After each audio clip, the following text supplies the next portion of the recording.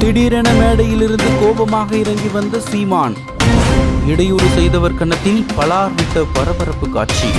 நேற்று நாம் தமிழர் கட்சியின் தலைமை ஒருங்கிணைப்பாளர் செந்தமிழன் சீமான் தலைமையில் விழுப்புரம் மாவட்டம் செஞ்சியில் வீரப்பெரும்பாட்டன் கோனேரிக்கோன் கோட்டையை மீட்க கோரி மாபெரும் பொதுக்கூட்ட நிகழ்வு நடந்தது. அப்போது சீமான் மேடையில் பேச ஆரம்பித்த போது இடையூறு செய்த ஒருவரை நேரடியாக கீழே இறங்கி வந்து கன்னத்தில் பலார் விட்ட வீடியோ காட்சி இணையதளத்தில் தீயாக பரவி வருகிறது.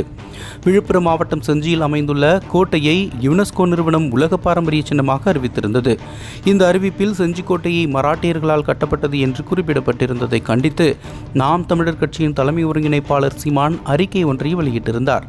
இந்த அறிக்கை குறித்து பலரும் செஞ்சிக்கோட்டை தமிழர்களின் பாரம்பரியமான கோட்டை என்றும் மராட்டிய மன்னருக்கு இதில் எந்த பங்கும் இல்லை என்றும் தங்களது ஆதரவை தெரிவித்து வந்தனர்.